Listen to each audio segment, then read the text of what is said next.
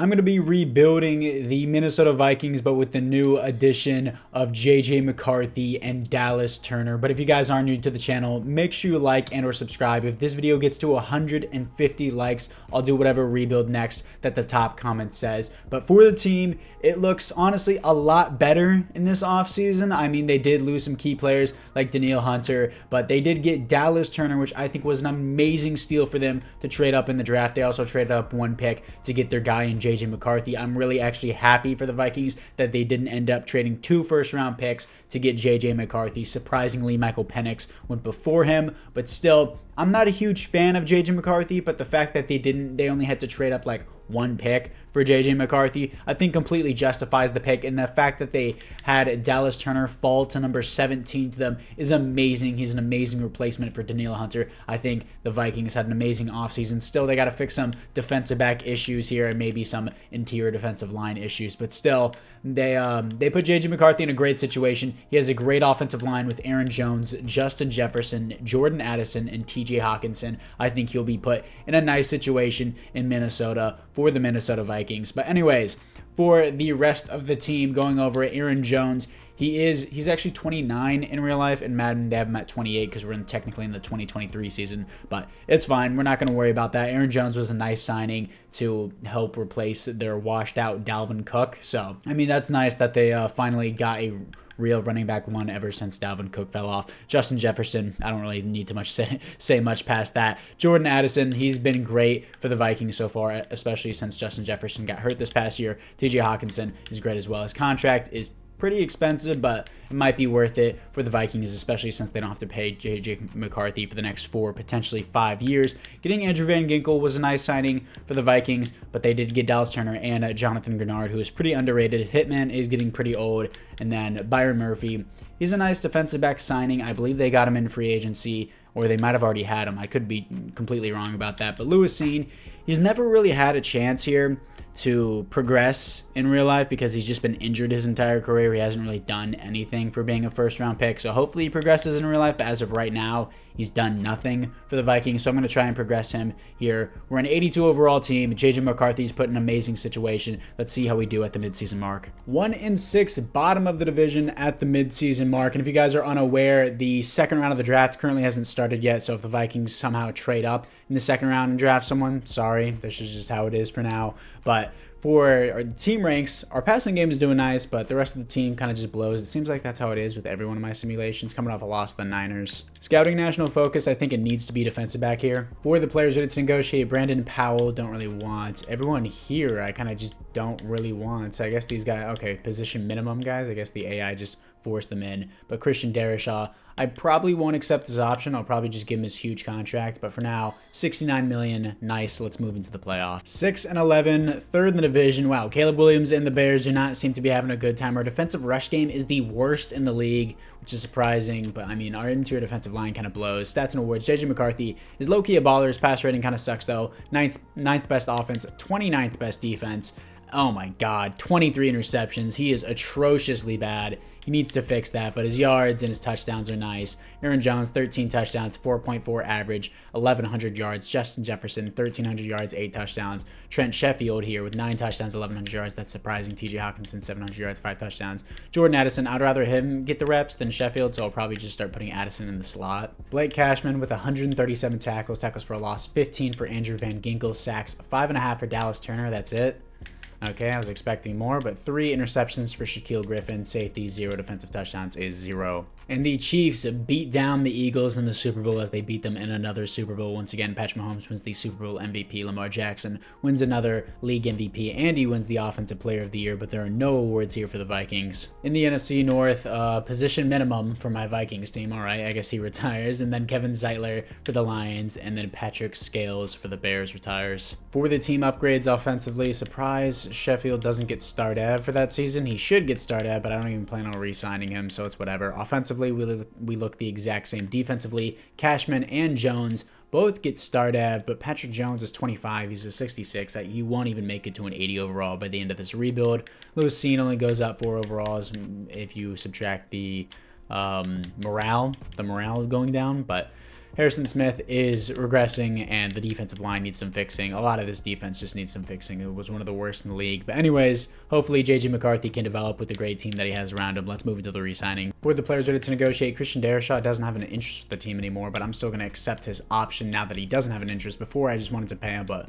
without interest, it will make his contract a lot more difficult, so I'm going to wait on that. I have $90 million in cap room. Let's move into free agency. After free agency, I went after a bigger guy. Who was it? Now that I'm thinking about it, Josh Allen. That's who I went after. Me and the Giants had the highest offer, and he said, nah, I'm just going to go live in LA. So I guess he wanted location. So I got Michael Gallup on a one-year deal as a receiver 3 and Sheldon Rankins also on a one-year deal. It really sucks that we missed out on Josh Allen, but it is what it is. Let's just move into the draft. Doug Larson here out of Washington. A catching, B zone coverage, B man coverage. Profiles as a man-to-man. He's 6'4", 191, great strength, solid speed, solid acceleration, elite jumping, runs a 4.48, 4.46 at his college pro day. He looks great, 95% scouted. And of course, why would the athletically talented man who is 6'4" with great skills and is very balanced have a dev? Yeah, you know, why would he have a dev? That would make no sense, right? In the second round, picking up strong safety Darren May out of Boston College to replace Harrison Smith. He only has normal dev, which sucks, but he's 6 foot, 221, 89 speed, 91 acceleration.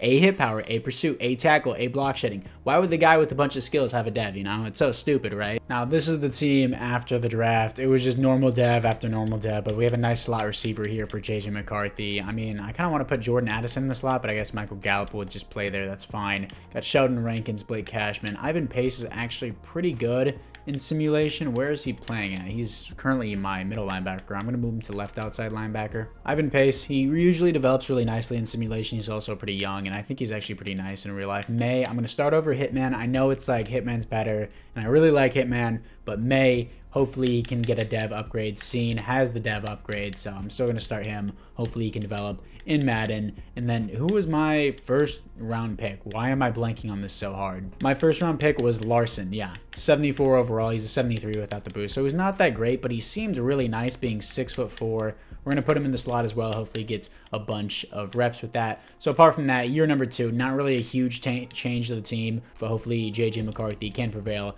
as he now moves up to a scheme fit and a 77 overall for the Minnesota Vikings. 2-5 at the midseason mark. We got improvement, boys. My defense still sucks for absolutely no reason. Oh, Vic, your defense isn't all that good. The worst in the league? I don't think this is going to be the worst in the league. I'm changing it. Let's try 4-6 defense. Buffalo defense is usually always what I go with. It's total hit or miss sometimes, but as of recently, it's been missed. So let's try 4-6 defense and see how that works. Scouting national focus. I think I'm going to go defensive tackle this year. For the players ready to negotiate, Jay Jettis, he wants the team to have a franchise QB. That could change, so I'm going to wait on that. Byron Murphy, I'm going to do a 4-year deal with him, see if he accepts this. He's our top corner, and he re-signs with the team. Michael Gallup can walk. Harrison Phillips can walk. Patrick Jones can walk.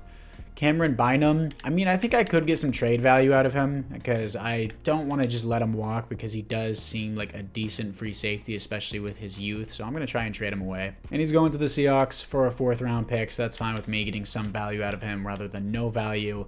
Then everyone else here, I'm honestly just not interested in. And honestly, I think, I know it may be a little late, but I should have signed a mentor for J.J. McCarthy. Maybe that will make a difference in his development. So I'm going to be signing 60 overall Nick Foles as a mentor. And we finished 7-10, bottom of the division. My defensive rushing game is 32nd. I mean, I didn't improve it from last year, so I guess it's just going to stay that way. But my defense is 30th, which I don't believe, but either way, my offense was ranked 12th in points per game. J.J. McCarthy, actually huge improvement from the previous season. 13th best offense in the NFL. 29th defense is what's holding us down. Still too many interceptions, but it's going down. 34 touchdowns, 4,100 yards, 102 pass rating. That's a lot better season. Aaron Jones, 15 touchdowns, 4.2 per carry, 1,100 yards. I guess I just need to focus on defense. Justin Jefferson, 1,500 yards, 13 touchdowns. Michael Gallup, 5 touchdowns, 800 yards. Jordan Addison, 800 yards, 6 touchdowns. DJ Hawkinson, 5 touchdowns and 600 yards. Blake Cashman, 154 tackles is nuts, and then tackles for a loss, 19 for Dallas Turner, so that's a nice breakout year for him. Only 7 sacks, though. Andrew Van Ginkel with 7 sacks, Jonathan Grenard with 4. 5 interceptions for Byron Murphy is great. Safety, 0 defensive touchdowns is 0. So it seems like the defense is the only thing that's holding back this Vikings team. So that's what I'm going to focus on in the draft. I picked 2 defensive players with my first 2 picks in the previous draft, but obviously they didn't really work out. This time the Eagles go back-to-back Super Bowls and beat the Bills. The Bills are 0-5 in Super Bowls now, and Jalen Hurts wins the Super Bowl MVP. Patrick Mahomes wins the league MVP, and there are no awards here for the Vikings. In the NFC North, Nick Foles and Harrison Smith both retire after I bench Harrison Smith, so at least his contract is gone, but it's unfortunate. For the team upgrades offensively, we look the exact same. Once again, JJ McCarthy goes up 3 overalls throughout the season, and then Blake Cashman gets superstar dev, Pace gets star dev. Those are nice additions. And then Byron Murphy, after having 5 interceptions, goes up to an 83 overall without his little boost. And of course, we need to improve this interior defensive line in the offseason, just improve the defensive line in general. Maybe I move Andrew Van Ginkel down to left end officially. For the players ready to negotiate, Justin Jefferson, since the team doesn't have the franchise QB tag, I mean, I know he's going to get paid a bag in real life, but I think I'm just going to do this base deal and then I'm going to tag him because he wants around $33 million a year. This is only $28 million, so I'm going to tag him for now. Lewis Cine, I don't really want to do the 5th year option. I'd rather just give him a contract. I mean, he's not really that great, but he's better than nothing, I guess. Then Michael Gallup and Harrison Phillips, Patrick Jones, Sam Darnold, Trent Sheffield, all these other guys I'm just not interested in. So apart from that, let's move into free agency with $109 million to spend. Oh, they're making the pick. With that being said, yeah, the pick. The 33rd pick in the 2024 NFL Draft, the Buffalo Bills select Keon Coleman, receiver. Okay. Keon Coleman to the Buffalo Bills. I'm literally watching the draft on a separate screen as I'm watching this. Keon Coleman to the Bills. That's a nice pick. I like that. I'm a Florida State fan. So W for the Bills to get their big guy in Keon Coleman. There's no way. I had the highest offer in Javon Holland and Justin Reed, and they both said no to me. Are you kidding me? That's so frustrating. So I could have had 2 of the best players in this free agency class being Javon Holland and Jaden Reed. Well, Justin Reed, not Jaden Reed. But they said no, even though I had the highest offer, most money, and they had an interest with the team, but they said no. So instead, I'm getting Michael Carter II as a defensive back and Aleem McNeil. Wow. In the first round, picking up another edge rusher, left outside linebacker, Kendrick Yacy out of Michigan. 6'2", 243. I'm going to start him over Jonathan Grenard. Hidden dev, 85 speed, 85 acceleration, B hit power, A awareness, B play rec. He looks great. In the third round, getting a new left guard for Justin Herbert, Aaron Copper out of Texas, 6'5", 322, 87 strength, hidden development, 84 acceleration, A impact blocking, B lead block, B stamina, and the Chargers are actually on the clock in real life. For a kicker, we don't usually show up in the second round, so for all the great kickers out there, thank you. So we have a trade. The New England Patriots have traded the 34th pick to the Chargers. And with that 34th pick in the 2024 NFL Draft, the Chargers select Ladd McConkey, wide receiver. Okay. That's pretty good for the Chargers. I honestly thought they were going to take Blake Corum there. I'm not going to lie. But Ladd McConkey, definitely a receiver need for the Chargers. They protected Justin Herbert, now getting a receiver for him. That was the right pick for the Chargers. I like that one. But Aaron Copper is the pick for the Minnesota Vikings. So yeah, I'm going to flip between this video and the actual draft. Now this is the team after the draft. The new left guard is a nice addition for the offensive line. The offense seems honestly really nice. Looks like the AI got this guy named Joe Brooks out of South Carolina. He's a slot archetype, so he's going to fit into that role perfectly. 95 acceleration, 89 speed. Specialist wise, he's going to be right there. That looks good. And I'm going to move my defensive end from left outside linebacker to left end. Now I know Jonathan Grenard may be a little bit light for defensive tackle, but he's 6'3", almost 270 here. So I'm going to move him inside to defensive tackle since I no longer need him at the end. Now this is what we got going on for the defense. Hopefully Yacy's really good. He moved up in an overall by going to defensive end. The linebacking core actually looks nice. Lewis Cine and May aren't really the best there. My defensive backs aren't really that crazy either. And my interior defensive line isn't that bad, but it's not the best either. Specialist-wise, McNeil, Jones, everything looks pretty good here. Hopefully the team can do a lot better in year number 3. McCarthy needs to step up a little more and stop throwing interceptions. And my defense, of course, needs to step up. So let's move into the 3rd year in the midseason mark. 4-3, second in the division here. We're finally improving. My defense still sucks. I don't know what to do at this point. It's very frustrating. For the scouting national focus, like I really don't even know what I need at this point. I just need my players to develop. So I guess I'm just going to go back to defensive tackle. For the players ready to negotiate, Justin Jefferson still doesn't have his franchise QB, so I'm going to wait on that. He wants to be historic champs. I don't think that's going to happen this year. I have to pay you $36 million? That's outrageous. I know he's a left tackle, but damn. Ivan Pace, I'm going to have to pay him a nice bit of money, $9 million a year. He's going to re-sign on that. Blake Cashman, he's not bad. I kind of want him back for the rest of the rebuild because he has superstar ability, and he doesn't want to re-sign. Lewis Cine, I think I'm just going to have to do it. Team doesn't have franchise QB, but I'll wait on that. Hopefully that changes by the end of the year. Aaron Jones, I'll just give him another 1-year deal here. And then anyone else here that I really want? Andrew Van Ginkel, I'm not really that interested in. Garrett Bradbury, maybe. Jonathan Grenard, maybe. And the Falcons pick is actually in, so let me listen to this real quick. With that 35th pick in the 2024 NFL Draft, the Atlanta Falcons select Rook Aurora. Who? Who is that? Like, I mean, I'm not trying to be rude. I've never heard of this guy. I just did a second-round mock draft. I don't know who this guy is, and he's definitely not one of the top defensive backs on the board. This guy over Johnny Newton? You took Rook Aurora over Johnny Newton. Really? What a stupid pick for the Falcons. How did you mess it up getting Michael Penix and then passing on Johnny Newton for Rook Aurora out of Clemson? What retards, dude. Oh my god. I'm sure he's good in real life, but over Johnny Newton? Stupid pick. Ed Ingram for the re-signings. Just going to max out his contract. Might as well just put it there. I have the money to keep him.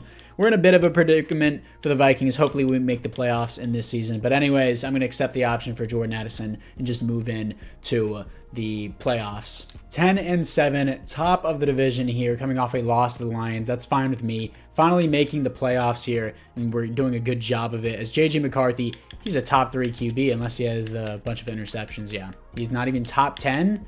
How many interceptions did he throw? Oh my god, chill out, JJ. 34 touchdowns, 4,500 yards, 101 passer rating. Led the league in passing yards, 3rd in passing touchdowns. Probably led the league in interceptions too. My god. 4th best offense, 29th defense. I just can't fix it at this point. Already looked over JJ McCarthy's stats. Aaron Jones, 300 attempts, 4.0 per carry, 12 touchdowns, 1,200 yards. Nice season from him. Justin Jefferson, 103 receptions, 1,300 yards, 11 touchdowns. Joe Brooks, the rookie, with 6 touchdowns, 1,000 yards. Jordan Addison, 1,000 yards, 4 touchdowns. TJ Hawkinson, 6 touchdowns, 700 yards. Defensively, Blake Cashman, 127 tackles for a loss, 15 for Andrew Van Ginkel, sacks, 11 for Dallas Turner, finally breaking out 4 for Van Ginkel. I guess I didn't start Yacy at rush defensive end, which is annoying, but 4 interceptions for Byron Murphy. Safeties on the team is 2 for Lee McNeil. Defensive touchdowns is 0. But can JJ McCarthy beat Jordan Love to win his first ever playoff game? And he does not. 31-24. Let's move into the 4th and final year. I don't know what to do with my defense at this point. And the Chiefs win another Super Bowl. Patrick Mahomes wins the Super Bowl MVP. Josh Allen wins the league MVP. Joe Brooks wins Rookie of the Year, so that's great. For the NFC North retirements, Keenan Allen retires on the Bears. For the team upgrades offensively, Brooks does get star dev. No other upgrades on offense. My left guard is only a star dev. Blake Cashman gets superstar X Factor. Pace gets superstar dev. Yacy only has star dev. And then apart from that, May also gets star dev. That's nice. And also, the Commanders are picking right now, so let's listen in. Shut up. Just get to the pick. Nobody cares about this shit. Just get to the pick, dude. Daryl, you will forever be remembered as one of the greatest to grace the game. Okay, stop glazing this dude. I understand he was a great player. Like, get to the pick.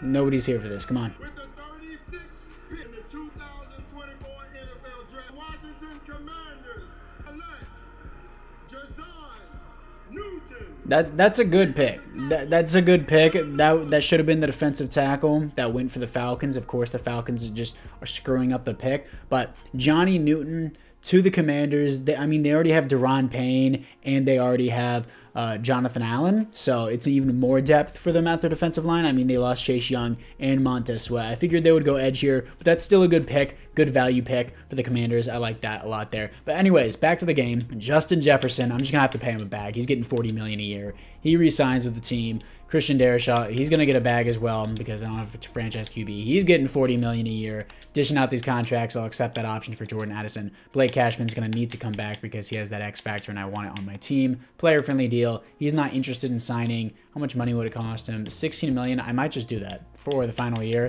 Lewis Seen, I might as well just have him back as well.